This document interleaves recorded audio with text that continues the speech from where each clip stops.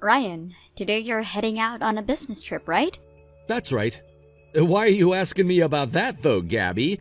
You already saw me leaving the house this morning with my suitcase and everything that I usually take on my business trips, right?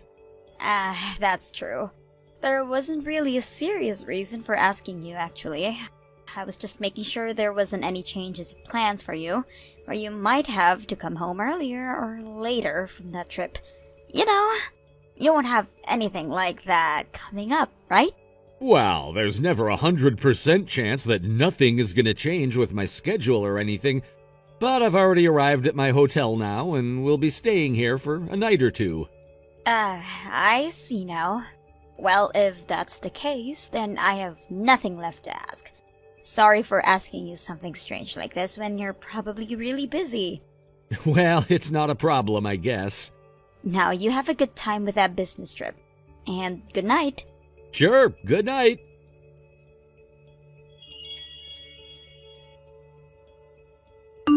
Ryan, good evening. This is Rick. I'm sorry for getting in touch with you like this so late in the evening. If you're getting in touch with me at a time like this, though, then that means... That's correct.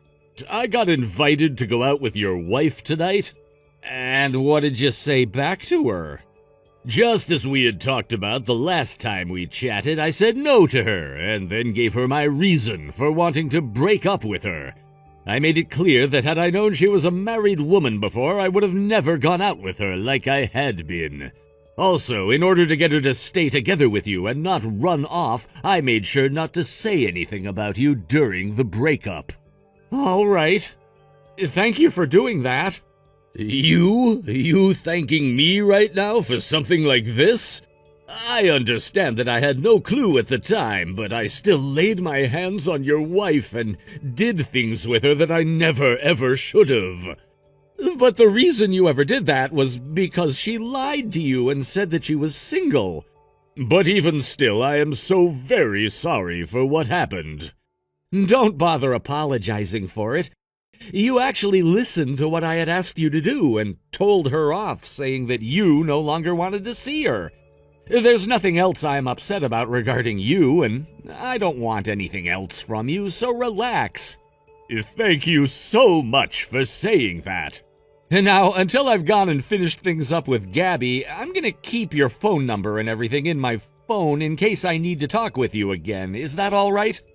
I'll leave whatever you have planned to do up to your discretion. Understood. Then, for the time being, this was all I needed from you. All right. I'm so sorry for causing all this trouble for you, and thank you so much for understanding why this happened and working with me to end it all.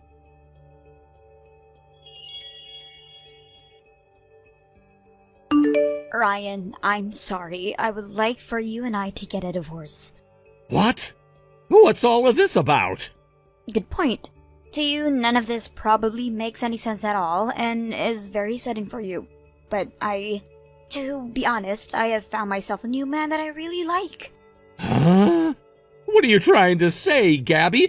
You are my wife, aren't you? So you have to get how crazy what you're saying to me right now is, right? But there was no helping this. I mean, even he is in love with me. Who is the man you're talking about right now? I'm pretty sure if I told you his name, you still wouldn't know him. But his name is Rick, and he's a 23-year-old man. What? For a bit he told me that he didn't want to see me anymore because he found out that I was a married woman. But in the end, he came back saying he couldn't forget about me and had to become my husband. Alright? Right now, he really wants for the both of us to get married soon. Why did things turn out like that? Tomorrow, I'm being proposed to by him. Huh? Why do you keep going on and on about your guys' situation like that? You just said that the both of you are already planning on getting married, yet he hasn't actually proposed to you yet? This is why I want you and I to get a divorce, Ryan. Hey! I left all of the divorce papers at the house for you, so please sign them and go hand them in. Don't tell me that you've already gone and left the house! I have, though.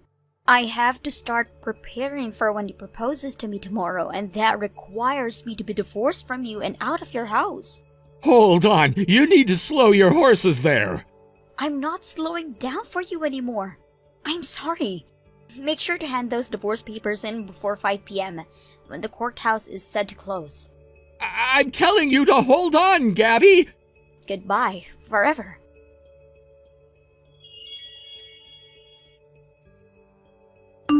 Ryan, I know it has been a bit since you and I last talked, so I'm sorry, but something really crazy has happened on my end.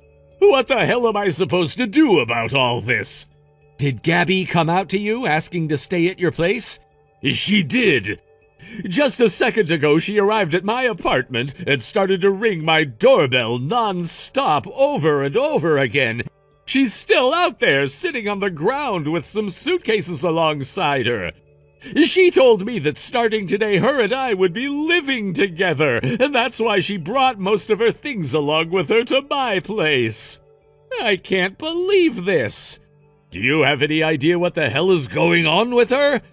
She was telling me just a bit ago about how she thinks that you'll be proposing to her soon. What?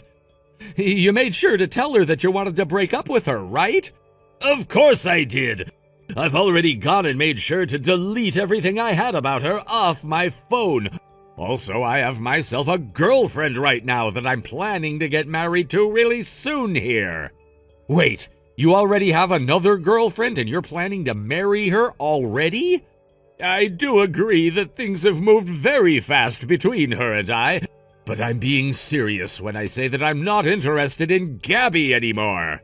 Look, both my parents heard about the situation I was in with Gabby and you, and so they told me that if I really wanted to make things right and show her that I wasn't interested anymore, I'd have to find someone else to make mine.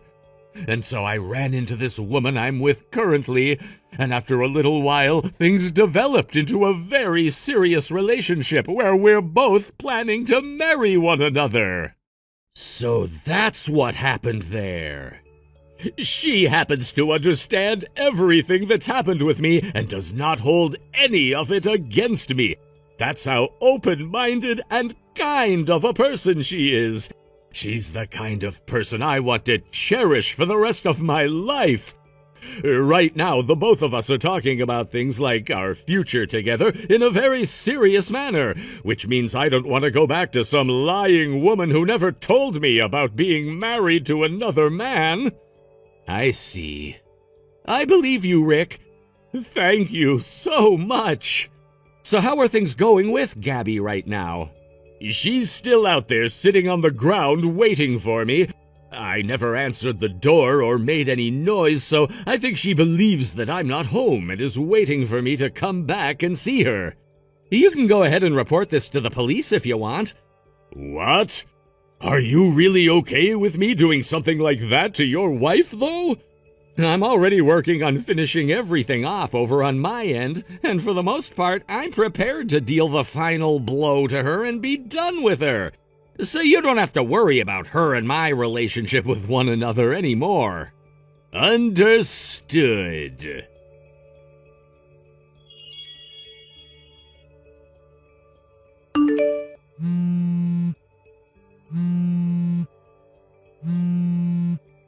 Hey, Ryan? I'm back home now. Why are all of your things no longer in our house now? Oh, so you came all the way back to the house? I sure did. It turns out I was being played by Rick that whole entire time. He invited me all the way out to his place, making it sound like he wanted to get back together with me and all. Yet, all he did was sit in his place acting like he never was home. And then he went and called the freaking police on me. And for that past week since that day, I have been having to go through all sorts of crap. My parents both had to come all the way out to the police station to come and get me, and were pissed. And I was informed that Rick went ahead and had a restraining order placed on me so that I could never go near him or his apartment ever again. Oh, he got a restraining order on you, did he? Right? He's such a jerk for doing that, right? He should have been proposing to me then, but instead, all of this had to happen to me. I have something I'd like to ask you about. What was your reason for thinking that he was actually going to end up proposing to you then? What? What you were telling me before is that he left you saying that he never knew before that you were a married woman, right? And then you said something about how he said he could never forget about you and that he'd propose to you. Can you explain to me what your reasoning was behind thinking he'd propose to you? I saw him going out to buy an engagement ring from the store. It had only been a couple of months since we broke up, and so I assumed that he was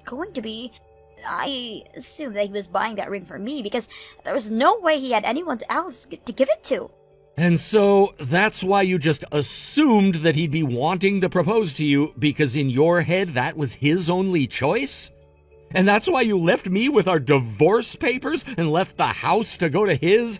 You thought that he'd allow you to start living with him at his apartment even though he hadn't spoken to you for months? He should have wanted to propose to me and let me move in, but for some reason he acted like he wasn't home at the time and never came to answer the door for me. And then for some reason, he called the police on me. Rick is married to another woman now. Huh? Right after he went and broke up with you, he found himself another woman and things started to get hot there. They went on and on about how they both wanted to get married to one another, and just yesterday it seems as though he and she got married at the courthouse. What? In other words, when you saw him going out and buying that engagement ring from the store, you saw him buying a ring for that woman he has been wanting to marry. Hold on a second. Why do you know so much about all of that? I only ever told you Rick's name and his age. Nothing else, right?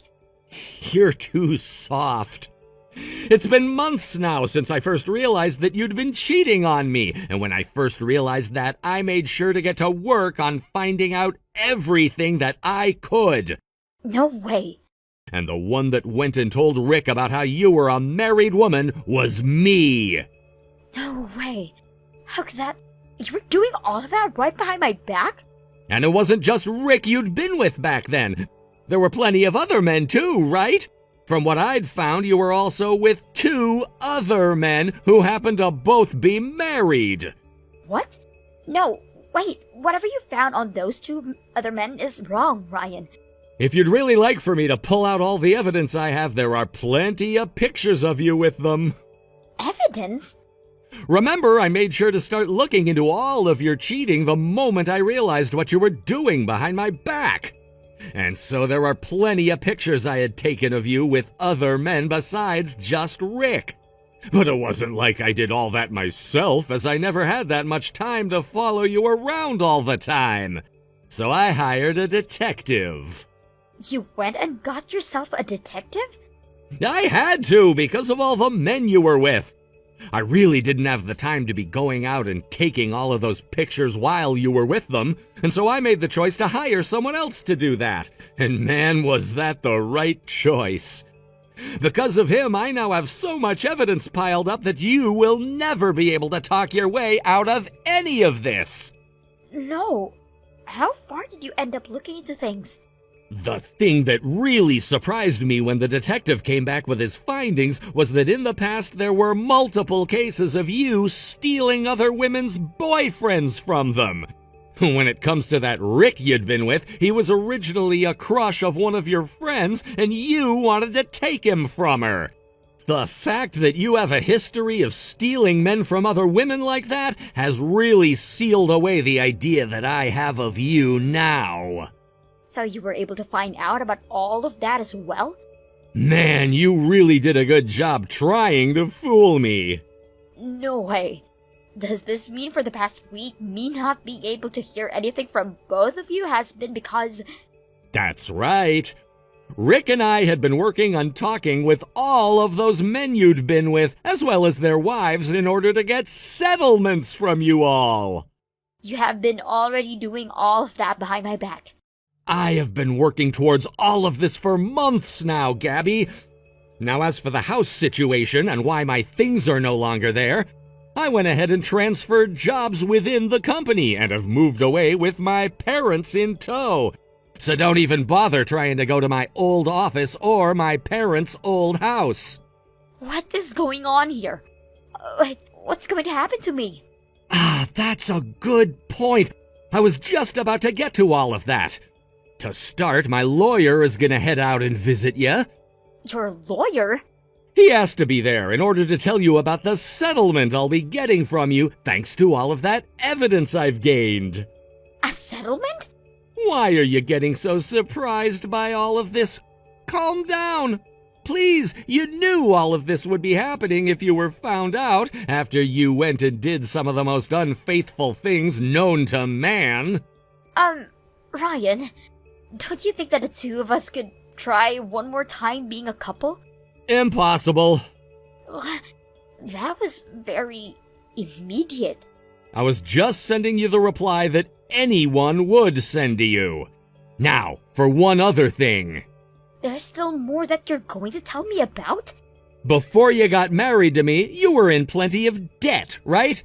You went and paid that all off with my savings, correct? And never told me a thing about it. You knew about that? That was actually the first thing I noticed you'd done behind my back.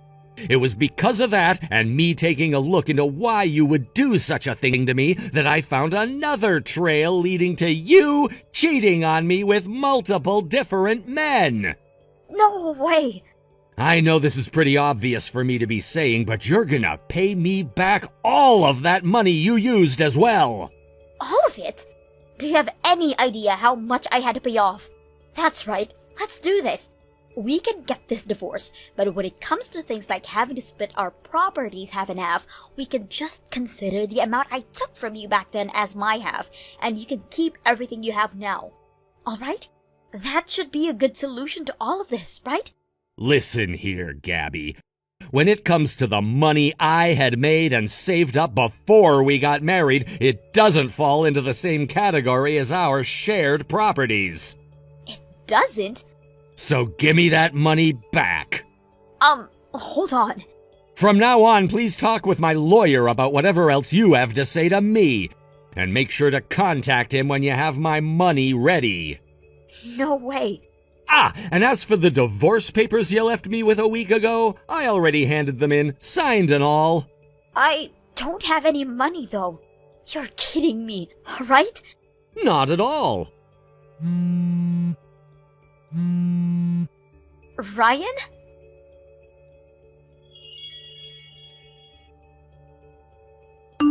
I started to receive call after call from Gabby wanting to talk things over with me again, but when I never did answer a single one of them, she resorted back to texting me.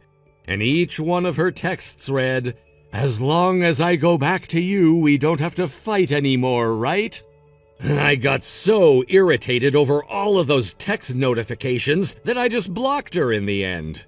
Unfortunately, both of those wives from the two other men she'd been cheating on me with have started asking her for a settlement, and she's trying even harder now to get back to me, thinking I'll be able to take care of that for her.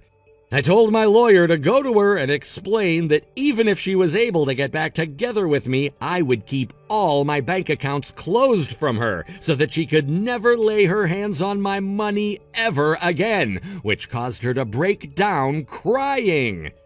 Eventually, it became impossible for my lawyer to even hold a simple conversation with Gabby without her breaking down, and so he got in touch with both of her parents, and they kindly paid me the settlement I'd asked for. Currently, Gabby is out in the middle of nowhere working on a farm where she's also being forced to live, making whatever money she can to pay her parents back with. However, even at that farm, she's been trying to get with the owner of the place, and when his wife found out about that, a whole new mound of problems started to form. She'll most likely be kicked off that farm pretty soon here, and will have to find other work where she can make some money to pay off all of that debt to her parents. Grace, have you already submitted the divorce papers? Yes, mother-in-law. No, wait. You're no longer my mother-in-law, and honestly, I don't want to call you that. So for now, I'll just refer to you as Bridget. Do as you please. So, When are you moving out? I expect you to be gone before Sandra and I return from dinner. Because if you're not, I'm going to have a few things to say about you right then and there. I've already packed my things.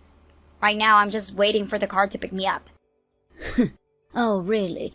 You've been married to my son for 30 years, and during all that time, I heard that you had no family left.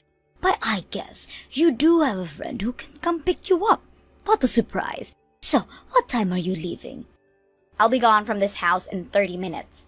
I see. Just remember, if you're still here even a minute past that, I will throw you out without hesitation.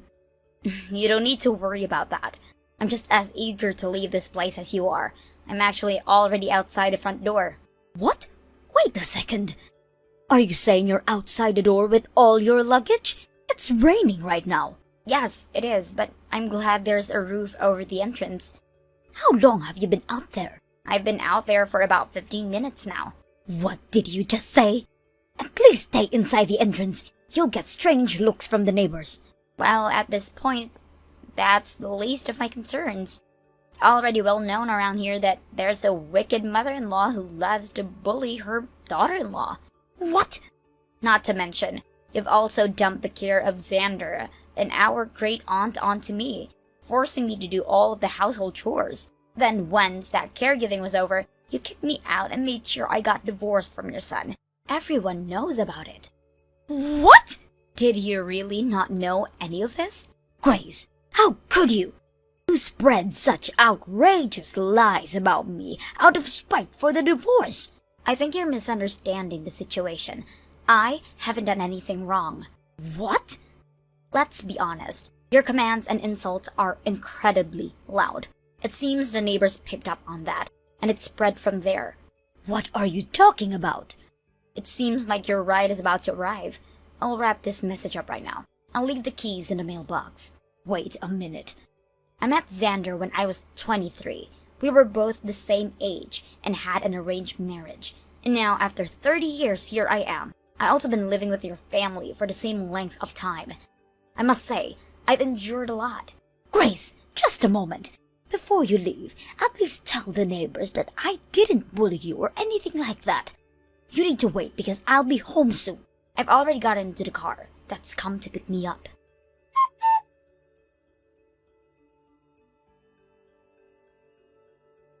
What? What's going on here?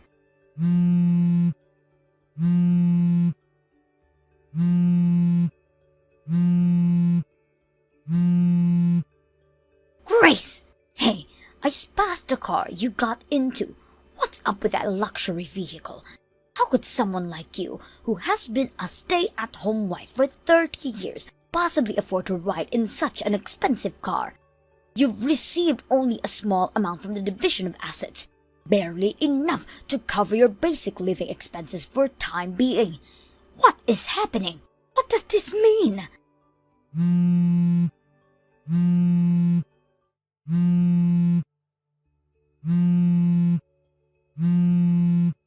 Grace, you need to explain this to me right now.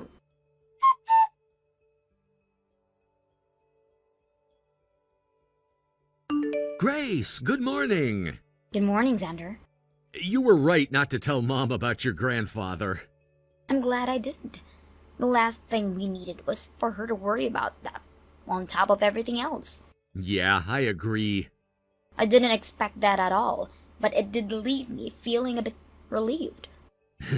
Well, sometimes surprises can be good, right? But how are you holding up? Is everything okay on your end? For the most part, yes. I mean, it's been a whirlwind, but I'm managing. It's just a bit surreal to think about everything that has just happened. But at least there's a light at the end of the tunnel. I understand. Just hang in there for a little while longer. We only have 3 months to go. After 3 months, Carter will be retiring from his overseas assignment, and he'll be bringing his family back home with him. Right, and when he's back, everything should start changing for the better. It's comforting to know that your mother's plans will be turned upside down. Exactly. It's only a matter of time now. Just a little patience is all we need. Until then, we'll keep our heads down and focus on what's important. Absolutely.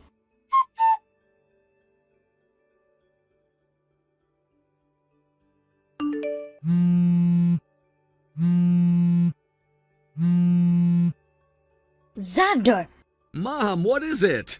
what is going on here? What do you mean? Why is Carter's luggage arriving at our house? Carter has moved overseas with his family and has been living there for over 10 years. Wait, did I not mention that I heard from him? He's coming back today, along with his belongings. What? Hey, Mom, have you forgotten your own brother's age? There's more than a decade difference between you two, so at least try to remember his age. What does his age have to do with this? Carter is 65 years old, right? A retirement age. I've heard him say before that he planned to live in America after retiring. This year was the year he was supposed to return, and he mentioned it during his visit at New Year's. Exactly. During that visit, he even gave us a schedule. Since then, that schedule has been stuck on the fridge door, and we all agreed to follow it. Right? It's been there the whole time. I thought you were just being overly casual about things, but you seriously did nothing at all? I can't believe it. Not believing it doesn't change anything. You were the one who suggested using the fridge as a message board. Wait a second. You know, you often complain that I'm out and about all the time, so I don't get to my messages. I get your texts and read them, but somehow I don't manage to reply. And then you said it was annoying to get all this information verbally, and you suggested we use the fridge door as a communication tool. Have you forgotten that? Well, it seems like you've never gotten into the habit of checking it. So what about the preparations? Well, the house is in his name. When he comes back after retiring, he'll give up the house and we'll have to move out. That's been the plan, right? Wait. And I thought that since this news about an overseas assignment came up, I wanted you to discuss your future plans with him. It's an important issue, so I thought you should at least hear it verbally first. But you seemed so uninterested that I wasn't sure if you were paying attention. So I wrote a reminder and stuck it on the fridge, too. Hold on. I'm going to check.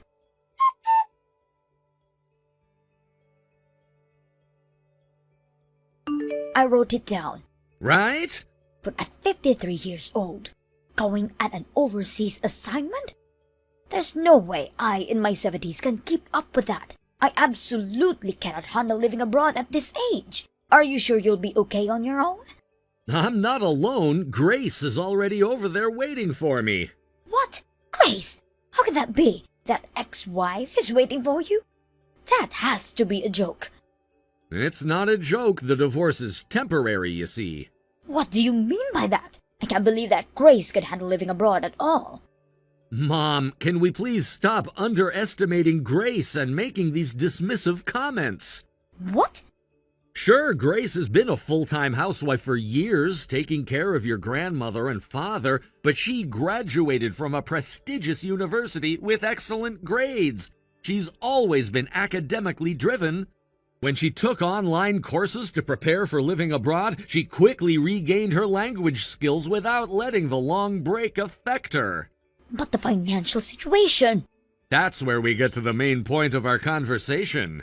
The main point? First of all, Grandma passed away 2 years ago and Dad passed away 3 months ago.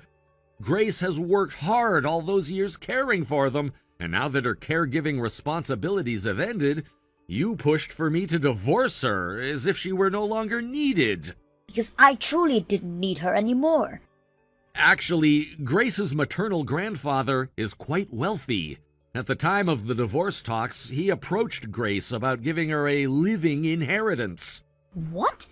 It seems that Grace is the sole legal heir to her grandfather's fortune. To avoid unnecessary disputes among relatives who have no rights to inherit in the future, he wants to settle everything now. I can't believe there was such a discussion. You know that you would absolutely want to get involved in this conversation, and you would definitely make your opinions known. Of course, whatever belongs to my daughter-in-law should be considered part of the family wealth. It's only natural for me to weigh in on this. See, this is exactly why we got divorced. What? Common sense and the law both dictate that neither I nor you have a say in this matter. It should basically be limited to Grace reaching out for advice when she needs it. Considering this, I thought it might be best to leverage the fact that you kept pushing for the divorce to smoothly progress the discussion about the living inheritance. Leverage? Once divorced, we're just strangers. You wouldn't be able to interfere in someone else's family inheritance matters, would you? Xander, you can't be serious. I'm serious. From the beginning to the end, I've been on Grace's side. I plan to remarry her when the time is right. Why? Grace has told me that she could endure the caregiving duties because I, along with your mother and father, expressed our gratitude to her countless times. She said that our appreciation is what kept her going. There were times when I suggested separating, but she insisted she couldn't while taking care of your grandmother and father. There's no way I could abandon such a respectable wife. On the contrary, I feel that I owe her a lot, and I want to repay her kindness going forward. But what am I supposed to do now? I'm saying you should think about your future plans after Carter comes back. I never imagined things would turn out to be like this. Regretting the way you treated Grace won't change anything now. I just hope that your regrets will positively influence how you handle your future and your life going forward. Well, goodbye for now. Wait, Xander, I was planning for you to take care of me when I need assistance in the future, and now you're off on an overseas assignment? I'm in trouble.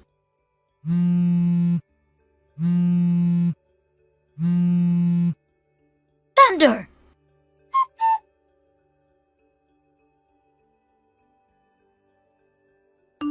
Grace, I'm currently at JFK Airport. I think it's around the middle of the night here. I just wanted to reach out before my boarding time, which is coming up soon. Thanks for the message, Xander. I figured you'd be reaching out, so I stayed up to wait for your text. Oh, really? I appreciate that. By the way, how is Bridget, your mother, doing? Well, she's managing. Right around the time Carter's luggage arrived, I quickly moved out of the house. I just sent her a quick message to say goodbye a little while ago. I see. Grace, I want to sincerely apologize for all the trouble I've caused you up until now. Xander, you don't have to say all that. I really appreciate everything you've done for me, too. I'm grateful for your support. Yeah, but let me say this. Thank you for everything up until now. I hope to continue working together as we navigate this new chapter. Absolutely. I look forward to it. All right, then. It's almost time for me to board the plane. Okay. Please be careful during your travels. Thanks. I will.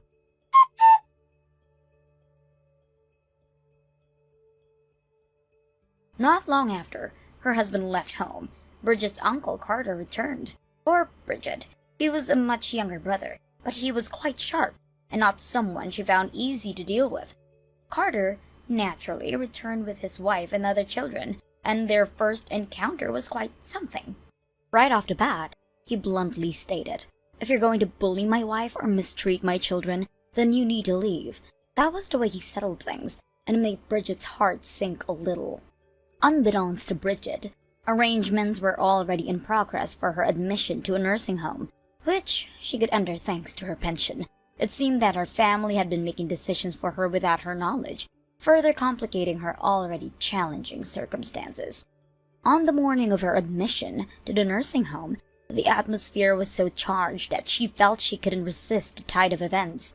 She left her beloved home in tears, heartbroken at the thought of leaving everything familiar. The weight of her situation hung heavily on her shoulders as she stepped out of her home. It felt like a piece of her soul was being left behind. Days turned into weeks, and weeks turned into months. Each day was a reminder of the choices she had made and the estrangement from her family that followed. The once vibrant woman who had filled her home with laughter and love found herself isolated, engulfed in memories that now felt like ghosts haunting her. She looked out the window, watching the world go by, yearning for the familiar sights of her neighborhood, the friendly waves from neighbors, and the simple joys of her past life. Each passing car, each familiar face, that she recognized but couldn't create felt like a stab to her heart. And it was as time had moved on without her, leaving her in desolate space of loneliness. Bridget's health began to deteriorate as well. The physical manifestations of her mental anguish were evident. She had aged significantly in what she felt like no time at all. Friends from her past life would have hardly recognized her had they seen her now. Her once bright smile had faded, replaced by a weary expression that spoke volumes of her sorrow and regret. At the nursing home, there were other residents, of course. Some were friendly, some were withdrawn, each with their own stories of loss and longing. Bridget tried to engage with them, but it was challenging. They were often wrapped up in their own worlds, battling their own demons. She could see reflections of her own struggles in their eyes, people who had been cast aside by life. One day, as she sat in the communal area, she overheard a group of women discussing their families, sharing a laughter over memories that made them feel connected. Bridget felt a pang of jealousy and sadness as she listened. The warmth of familiar love seemed so far removed from her reality, as she wished desperately to be part of such conversations. Instead, she found herself retreating into her own silence, feeling like an outsider in a place that should have felt like a community. As time passed, Bridget reflected on her past, contemplating the choices that led to her this point. Her mind often drifted back to the day her husband left. It was a day filled with confusion and heartache, but she had never anticipated how drastically her life would change in the aftermath. The emotional wounds ran deep, and the healing process felt almost impossible within the confines of a nursing home. There were moments of clarity amidst the fog of her thoughts. Bridget recognized that she had been stubborn, unwilling to bend or adapt to the changes in her life. She had allowed her pride to dictate her actions, which ultimately led to this place of isolation. The realization stung, but it also sparked a flicker of determination within her. With a newfound sense of purpose, Bridget resolved to try and connect with the other residents more actively. She began participating in activities, attending group meals, and engaging in conversations, even when it felt uncomfortable. Little by little, she started forming connections with few of the residents who shared similar experiences. Their stories resonated with her, and together they found solace in their shared struggles.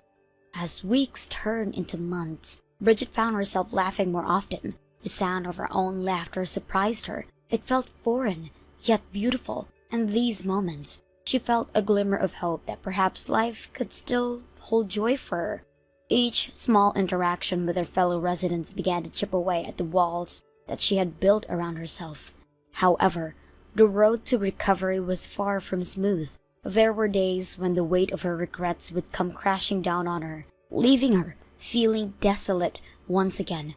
During those moments, she would find solace in the garden outside of the nursing home. Surrounded by the beauty of nature, she would take a deep breath, inhaling the fresh air as she closed her eyes. The scent of flowers and the sound of birds chirping would envelop her, providing a much-needed reprieve from her thoughts. One particular afternoon, while sitting on a bench in the garden, Bridget struck up a conversation with a woman named Margaret, who had just moved into a nursing home.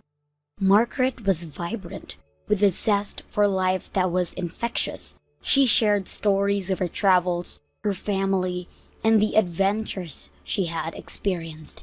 Bridget found herself captivated by Margaret's energy and warmth, feeling drawn to her like a moth to a flame. As they spoke, Bridget felt a renewed sense of hope. Margaret encouraged her to embrace each day with an open heart, reminding her that it's never too late to find joy again. Their friendship blossomed, and soon they were inseparable, sharing meals, stories, and laughter. For the first time in a long while, Bridget felt seen and valued.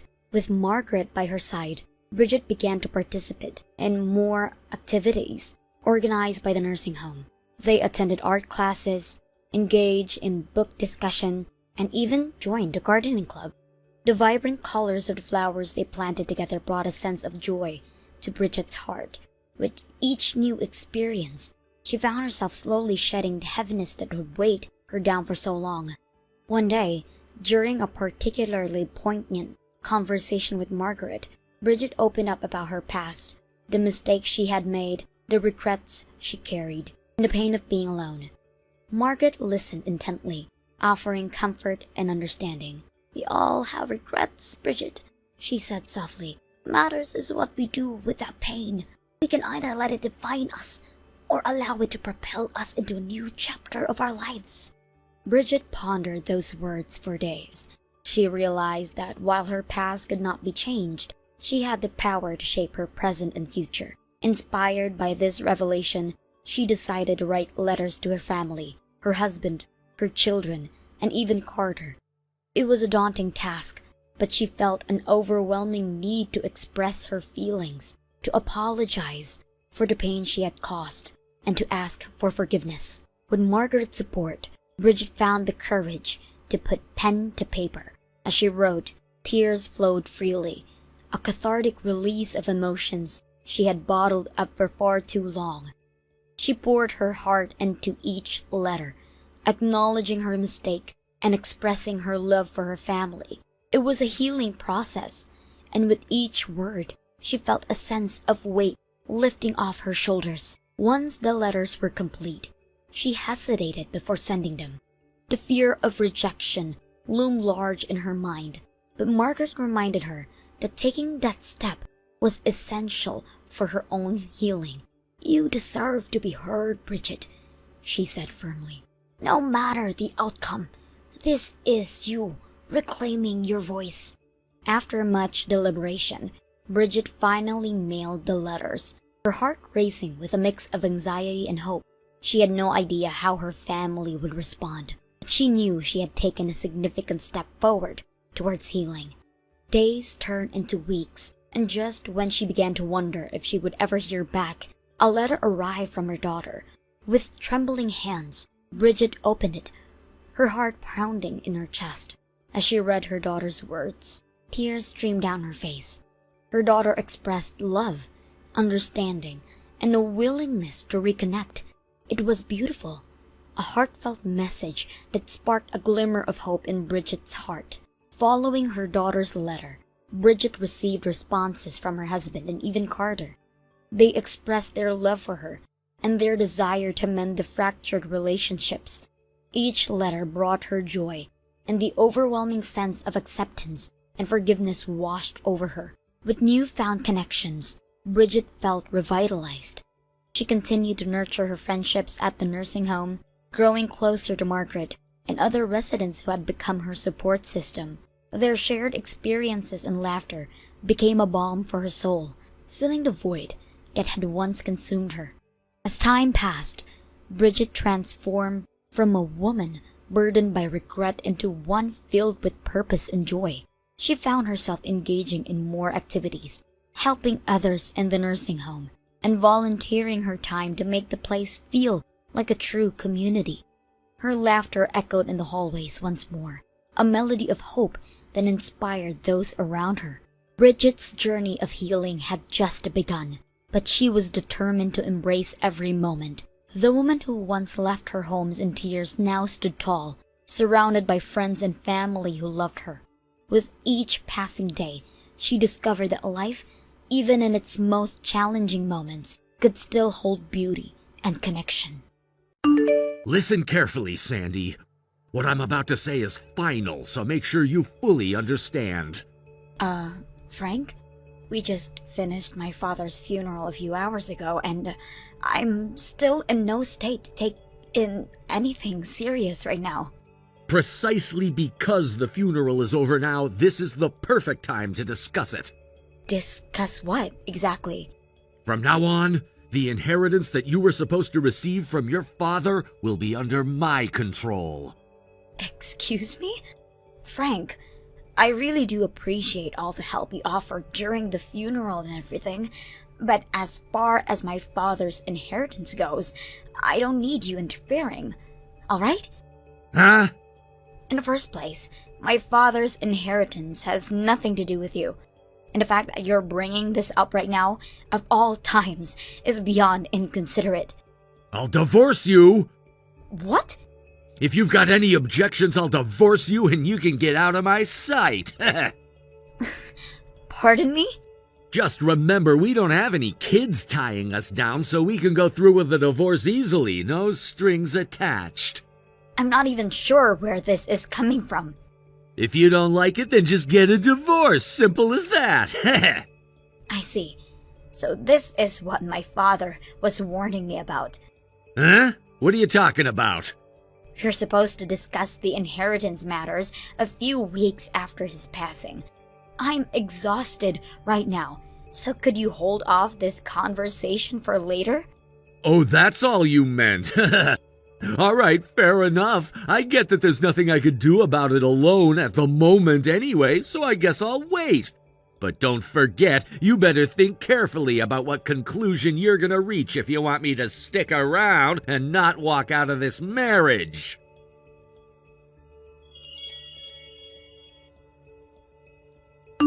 Hello, Riley. Hello, Sandy. I'm so sorry to disturb you during your time off. Is now a good time to talk? Yes, it's perfectly fine. First of all, I want to thank you for everything you did during my father's funeral over these past few days. You were there to help with every detail, and I couldn't be more grateful. Oh, don't mention it. Your father taught me so much in my role as one of his secretaries over the few years, and I feel incredibly honored to have been able to assist in giving him a proper farewell. Hearing you say that means so much. I'm sure my father would be glad to know you feel that way about him. Thank you. From now on, I'll be the one who needs your support. Though, honestly, I feel like I've already been relying on you so much. I'm really looking forward to working with you. The pleasure is all mine. I look forward to working with you as well. Apologies for the long introduction, but you want to talk about your husband, don't you? Yes. This is a delicate time, so it's no surprise you picked up on it. Yes, it's just as your father said it would be. I think it was a good decision to be prepared in advance. Really? Thank you.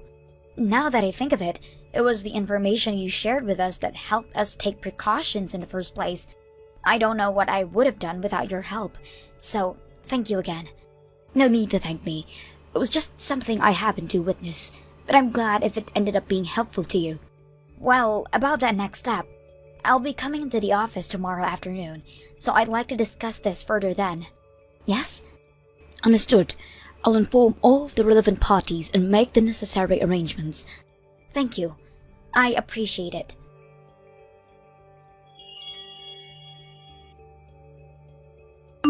Frank, you haven't come home ever since the funeral.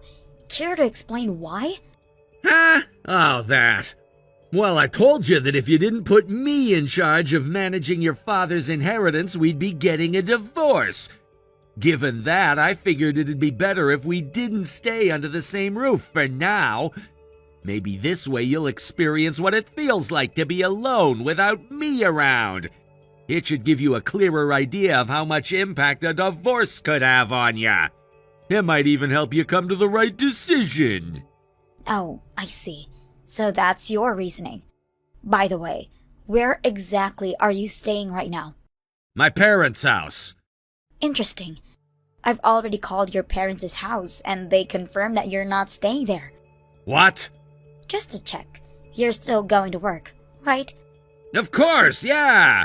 It's not like I'm out here taking a break because I'm feeling unwell or anything. Good. That's all I needed to know. Wait, what? I'll leave it to you to think what about this means. Huh? What? What are you talking about?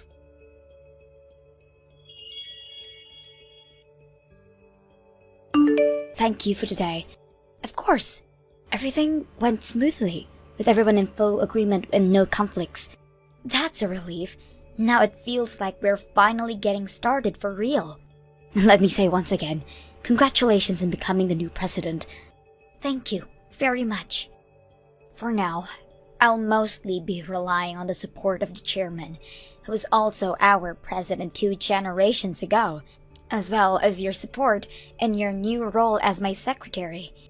I'm counting on both of you to guide me through the transition. It's my pleasure. I look forward to supporting you. Alright then. First things first, Let's start with a complete cleanup of everything around me.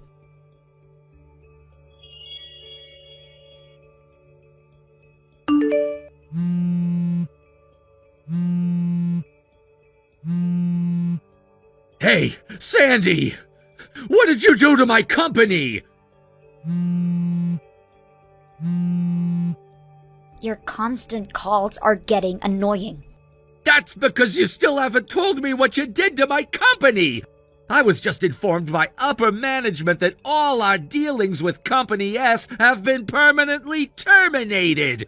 They even said I'm personally responsible for the fallout. Do you have any idea what that means? Company S is the largest player in the industry with over 9,000 employees. They're one of our biggest sources of revenue and an absolutely critical partner for us. And now on top of it all, I find out you're the new president of Company S? How could this be happening? And why wasn't I told anything about it? What on earth is going on around me? Explain it to me! If you don't, I might just have to go through with that divorce we talked about. Yes, I'm perfectly fine with getting a divorce. What? If you could recognize that what you've been doing has finally caught up with you, this might make a lot more sense to you. Wait, what are you talking about? Well, I suppose I should at least explain why I ended up being the president of Company S. Yeah, exactly! I knew your father was the previous president of Company S, but you were never even a part of the company, right? How did it end up that you, of all people, would take over his role as the president? It seems there's a bit of a misunderstanding here. I didn't become the next president just because I happened to be the previous president's daughter. What's that supposed to mean? 5 years ago, during my father's presidency, Company S faced 3 consecutive years of severe financial losses. It was a rough time for everyone, and he ended up seeking advice from me because I worked as a business consultant. I developed a strategic recovery plan, which the company adapted, and it led to a remarkable turnaround in performance. Since then, many members of the board and other stakeholders remember that success came to view me as the potential future leader of the company. With the approval and unanimous support of the board and shareholders, I officially appointed as the next president. And you never thought to tell me this in advance? The announcement hadn't been made official yet. But still! Honestly, I didn't see the need to share it with someone I'd been planning to divorce for over 6 months. What? 6 months? Yes, I wanted to pursue this divorce sooner, but with my father's health issues and my new role at the company, I had to put those plans on hold. Now that things have been settled though, I'll be moving forward with this, so I'd suggest you prepare yourself.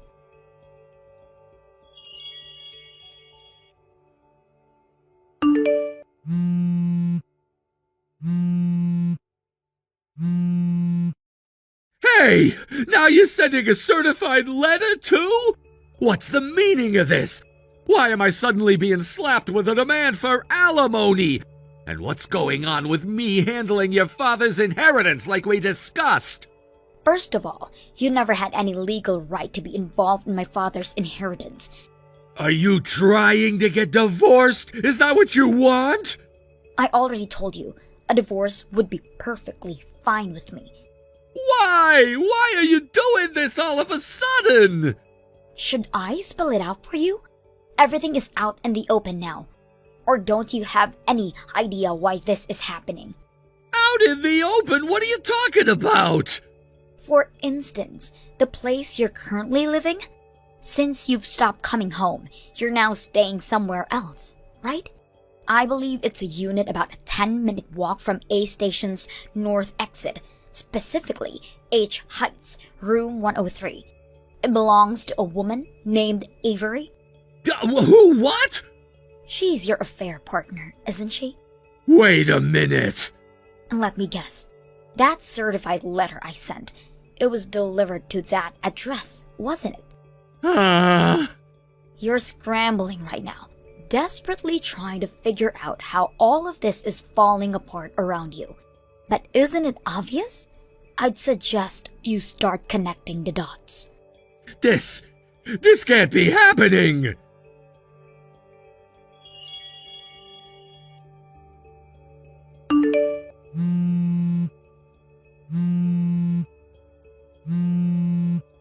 What? Sandy? I just got fired from the company! What on earth is going on here? Is halting all our transactions not enough for you? Look, the decision to fire you was made internally within your company after a thorough evaluation of your conduct. You can't just blame everything on me. This makes no sense at all! Didn't the company explain to you why the transactions were halted? I was too shocked about getting fired to even pay attention to that! Honestly, you're incredibly bold when it comes to making trouble, but once you panic, it's like you turn into a total wreck. So what? What's your point? You were flirting with the receptionist at our office, right? Wait, what? And also, regarding the women you interacted with often for work, I believe there were a few complaints from 3 people. One of our front desk employees and a part-time office building. They mentioned that you were stalking them, persistently pushing for a relationship, and you even tried to drag one of them to a hotel. No, that can't be true! We have solid evidence against you. There's no way to talk your way out of this. For our company, the risks are just too great. We have to consider the safety of our employees, and we can no longer trust you as a business partner. So, stopping all transactions was the only viable option. This can't be happening! Well, you're the one who's now responsible for this situation. You got fired because of your actions. Are you serious? Did everything really come out in the open? Right. And on a personal note, you've been chasing after women without a shred of decency, and the existence of your affair has been confirmed. I can't stand having such a vulgar husband anymore. I'm going to seek alimony and file for divorce. Wait a minute! Hold on, what if I try to offset things with the property division? You mean the joint savings? You squandered almost all of that on your affair, didn't you? But what about your father's inheritance? You're the only daughter of the former president of that huge company, S-Corp. Surely you must have inherited a significant amount. What? You think your logic is sound? Yeah, I mean, your father was a big deal, right? So you should have some substantial assets from that inheritance. The inheritance doesn't count toward property division in a divorce. What? Yes, you just revealed your complete ignorance on the matter. Now going forward, please communicate through your lawyer. Wait! I need to tell you something! I've got debts piling up! I assume those are the debts from your extravagant spending on those hostesses? You knew about that, too? Please, communicate through your lawyer from now on. Goodbye.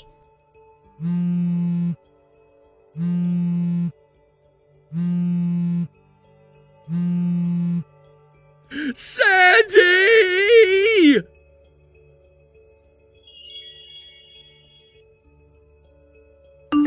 A month has passed, and at long last my divorce has been finalized. It's a significant milestone that I have been anxiously anticipating. I never thought I would find myself in this situation, but here we are. I can now finally say that I am free from the emotional entanglements of my past relationship.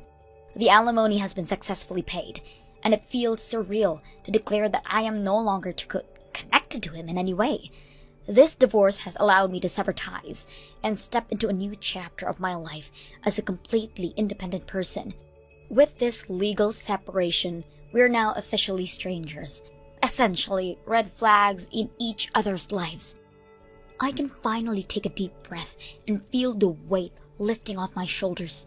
The burden of constant worry and heartache that followed me during our marriage has dissipated, and I can now focus on healing and rediscovering who I am outside of that relationship.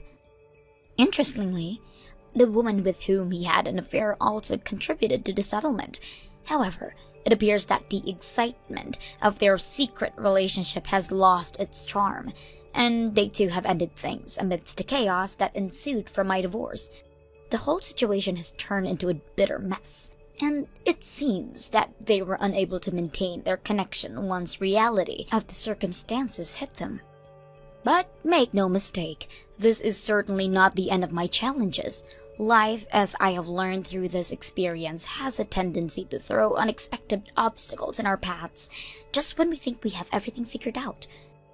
Frank, my ex-husband, is now facing demands for alimony from multiple women. It appears he was not just unfaithful to me. He had been pursuing relationships with several others while we were married.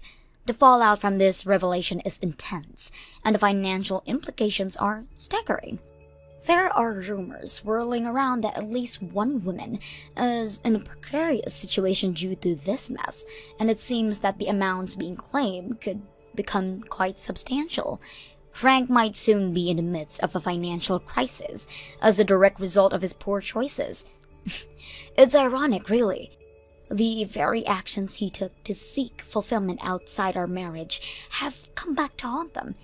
Seeing him grapple with the consequences of his decisions is somewhat satisfying. The gravity of his choices is becoming apparent, and it's almost poetic justice that he must now face the repercussions. Meanwhile, the company I used to deal with, the one connected to S Corporation, has been working tirelessly to recover from the loss of our business relationship. The current president of that company has taken it upon himself to go out onto the field personally to drum up new clients and new partnerships. It's commendable to see their efforts to rebuild their reputation and improve their performance after our separation. They are showing resilience in the face of adversity, and it serves as a reminder that sometimes challenges can push us to adapt and grow. As for me, my new journey as the president of my company has begun. Each day brings its own set of challenges and triumphs, and while I am filled with gratitude for the support I've received from those around me, I'm also acutely aware of the immense responsibility that now rests on my shoulders. Inheriting this company from my father is both an honor and a heavy burden. It's my goal to nurture and expand it, to make sure even better than it was before. The pressure to succeed is palpable, but I am determined to rise to the occasion and prove that I can lead this company into a brighter future. I often reflect on the lessons I've learned through this tumultuous journey. This divorce has taught me a great deal about resilience, self-worth, and the power of independence. I realize now that I am capable of standing on my own 2 feet, and I have the strength to create life that I can be proud of. I no longer need to rely on anyone else for my happiness or my financial stability. The freedom I have gained is empowering, and I am committed to making the most of it. The relationships I build in this new chapter of my life will be a fundamental success. I am fortunate to be surrounded by supportive friends and colleagues who have been instrumental in helping me transition into this new role. Their encouragement fuels my desire to push forward and achieve my goals. I find myself wanting to make meaningful connections, both personally and professionally, and I understand that collaboration and teamwork are vital in this industry. In this new environment, I'm also learning the nuances of leadership. It's one thing to manage a team, but it's another to inspire and motivate them.